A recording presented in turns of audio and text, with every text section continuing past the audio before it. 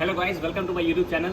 तो हम लोग इस सीरीज़ के ज़रिए कैसे एक पैराप्लेजिक पेशेंट या पैराप्लेजिक पर्सन अपने मसल्स को और अपने लाइफस्टाइल को बेटर मेंटेन करने के लिए किस तरह से हम लोग एक्सरसाइज करते हैं और किस तरह से हम लोग ओवरऑल एक लाइफस्टाइल जीते हैं ताकि हम लोग एक बेटर लाइफस्टाइल रहे और क्वालिटी लाइफस्टाइल रहे। तो उसी सिलसिले में हम ये वीडियो का सीरीज़ स्टार्ट किए हैं। तो आज हमारा पहला वीडियो है इस सीरीज़ का। तो आज हम आपको बताएंगे कि कैसे गेटर्स के ज़रिए एक पैराप्लेजिक पर्सन स्टैंडिंग कर सकता है यूजिंग पैरेलल बार्स। तो अगर आपको इस तरह का कंटेंट आपको अगर पसंद है और आपको आगे भी इस तरह का कंटेंट्स चाहिए, आपके जान पहचान वाले या आप सेल्फ अगर पैराप्लेजिक है या आप नर्स है या डॉक्टर है, जो भी आप सजेस्ट करना चाहते हैं जिन लोगों को, तो आप मेरे चैनल को सब्सक्राइब कर लीजिए और वीडियो को लाइक कर लीजिएगा और हो सके तो नोटिफिकेशन बेल को भी दबा दीजिए ताकि हम जो भी वीडियो डालें आपको फर्स्ट आपके पास नोटिफिकेशन आ सके। Thank you. तो पहले हम गेटर्स बांधेंगे, तो आप अपना एक जो हेल्पर है आप उनको अपने साथ रखिएगा या फिर कोई आपके भाई या फिर कोई भी जो जान पहचान हो, जो सब जो आपके साथ रहते हो, जो आपका जनरली तो इस टाइप के पेशेंट्स के साथ कोई रहता ही है केयर टेकर। तो आप देख लीजिए किस तरह से पास आइए, किस तरह से पैर को सपोर्ट करके कैसे गेटर बांधना है। ईच वाला जो गेटर्स का जो होता है जॉइंट वो सबसे इंपॉर्टेंट होता है, उसको आप कोशिश करिए जितना टाइट हो सके बांधिए। तो बाकी फिर जितना टाइट हो सके सारे ही को बांधना है, बट बीच वाला पे खास ध्यान देना है।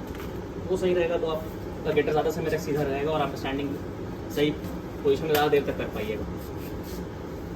एक पैर का हो गया, दूसरे पैर का।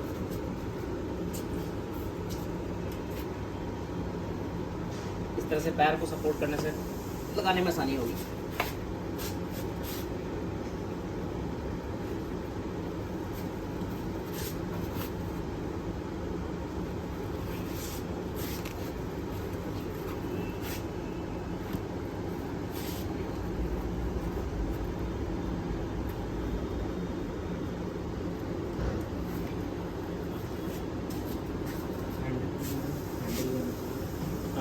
आप कोशिश करेंगे पैडल पर आपके पास मजबूत हो या दीवार में फिट हो या फिर आप बांस से बना सकते हैं। जैसा भी एक स्टेबल सपोर्ट होना चाहिए। उसके बाद खड़े होने के समय अपना व्हीलचेयर लॉक कर लीजिए।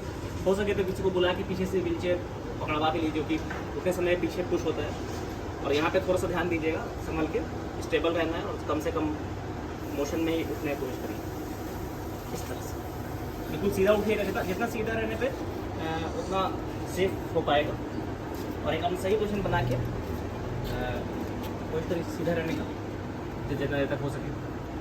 तो इस तरह से जो भी मेरा यूट्यूब पे जो भी आगे कंटेंट्स आएगा, ये तो पहला वीडियो है, जो भी कंटेंट आएगा वो इसी तरह रहेगा। कैसे हाउस होल्ड मतलब घर में रह के ही या फिर वर्किंग पर्सन हो के भी अपने आप को किस तरह से मेंटेन कर सकते हैं। ज़रूरी नहीं कि आप टोटली रिहेबिलिटेशन प्रोसेस में जाके ही अपना लाइफ स्पेंड करिए या फिर रेगुलरली जाते रहिए।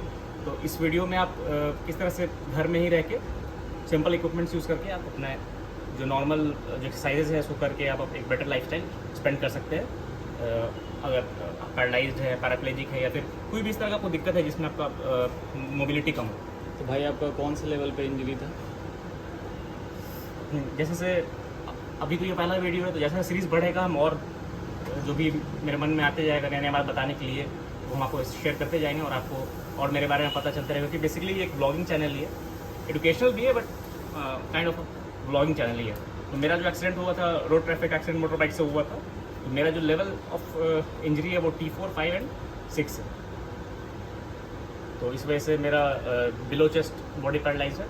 बट ये जो एक्सरसाइज है आप समझ लीजिए, अब अगर आपका क्वाड्रिप्लेजिक नहीं है, हाथ में अगर स्ट्रेंथ है अराउंड 80%, तो जो भी मैं वीडियो जो कंटेंट करूँगा ये आपके लिए हो सकता है। क्योंकि नीचे जो भी हो उससे फ़र्क नहीं पड़ता है। आप ऊपर में तो ऑब्वियसली अगर हाथ काम नहीं करता है तो फिर कुछ एक्सरसाइजेज जो है हम करते हैं वो नहीं कर सकते। बट अगर आपका हाथ काम कर रहा है तो T4 समझ लीजिए, जितना भी नीचे 4, 5, 6, 7, 8, 12 तक जो भी आपका इंजरी है आप ये फॉलो कर सकते हैं। और जब आप स्टैंडिंग कर रहे हैं तो थोड़ा देर स्ट्रेट पोजीशन को होने के बाद थोड़ी सी आपकी जब स्पॉस्टिसिटी थोड़ी कम हो जाएगी तो आप डिफरेंट मूवमेंट्स कर सकते हैं। जैसे कि हिप का मूवमेंट थोड़ा कर सकते हैं। अगर बेंड हो सकता है, आगे इतना स्ट्रेंथ है, अगर हाथ में स्ट्रेंथ नहीं तो आ जाएगा। अगर है तो फिर आप इस तरह से आगे की तरफ फॉरवर्ड स्ट्रेचिंग, इससे क्या होता है थोड़ा ब्लड फ्लो बढ़ता है, ब्रेन में भी जाता है।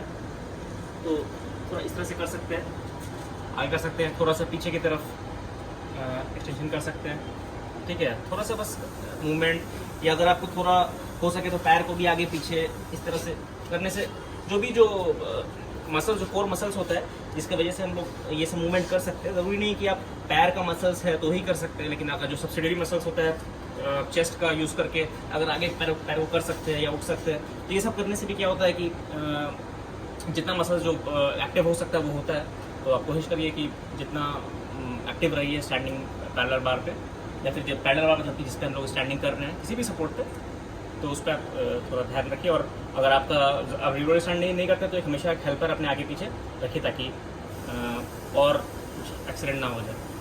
तो भैया हम लोग ये जो वॉकर होता है उस पर भी स्टैंडिंग कर सकते हैं? वॉकर पे भी स्टैंडिंग कर सकते हैं, बट लेकिन वो उतना स्टेबल नहीं होता है। तो अगर एक भारी वॉकर का इस्तेमाल करें और साथ में कम से कम एक आदमी वॉकर हो तो भी रखे। वॉकर में मेन दिक्कत है गेटर लाने के बाद स्टैंडिंग के लिए आगे से जगह नहीं रहता है, बहुत कम एरिया में आपको खड़ा होना पड़ेगा, तो बहुत ज़्यादा स्ट्रेंथ भी चाहिए होता है। तो मैं तो यही सजेस्ट करूँगा कि आप अगर रेगुलरली स्टैंडिंग करना है और आप पैरालाइज आपका अगर है पैर, तो आप वॉकर इस्तेमाल ना ही करें। एक घर में पैरेलल बार बनवा लें, बांस का, लकड़ी का, लोहे का, किसी भी चीज़ है, क्योंकि वो आपको लॉन्ग टर्म भी काम आएगा और रिस्क बहुत कम रहेगा। क्योंकि जो रिजल्ट है, अगर आपका एक्सीडेंट अगर होता है पैरेलल बार के चक्कर में, तो फिर वो आप और आपके लिए बहुत ज़्यादा समस्या हो जाएगा। तो अब हम 15 मिनट से स्टैंडिंग कर चुके हैं, तो एक दिन में 15 मिनट 20 मिनट काफ़ी होता है, आप एक बार में ज़्यादा ना करें। तो अब जैसा 15 मिनट हो गया, तो हम आपको बताएंगे किस तरह से सेफली हम लोग वापस से व्हीलचेयर पे बैठ सकते हैं। तो सबसे पहले इसको स्टेबल कर ले, पीछे व्हीलचेयर को लॉक लगा ले, और हो सके तो पीछे किसी हेल्पर को बोले कि व्हीलचेयर को पकड़े, ताकि पीछे नहीं जाए बैठने समय। धीरे धीरे आप स्लाइड डाउन करके व्हीलचेयर पे इस तरह सेफली बैठ जाए, झटका नहीं देना है। थोड़ा स्ट्रेंथ यूज़ होता है, बट वो प्रैक्टिस से आ जाएगा। उसके बाद अपने हेल्पर को बोले आपका गेटर जो होता है वो खोल दे। इसमें कुछ वैसा कोई टेक्निक नहीं है, जैसे भी खोल सकते हैं, खोलने का कुछ वो नहीं है। जब हो गया तो ठीक है गाइस। तो इस वीडियो में हमने बताया किस तरह से स्टैंडिंग करना है। हम आगे भी स्टैंडिंग को और भी वीडियोस डालेंगे। जो आपको कुछ क्वेश्चंस अगर हो तो आप उसको कमेंट करिए, हम उस पर ध्यान देंगे कि आप लोगों को दिक्कत आ रहा है, ठीक है। तो आप लोग इंटरैक्ट करिए, पहला वीडियो है। इसके बाद इस वीडियो के बाद जो नेक्स्ट वीडियो आएगा वो हम बताएंगे किस तरह से आप पुशअप्स एक्सरसाइज कर सकते हैं पैराप्लेजिक अगर है तो भी, ताकि आपका चेस्ट और अपर बॉडी स्ट्रेंथ मेंटेन रहे। तो नेक्स्ट वीडियो का वेट करिएगा। Thank you.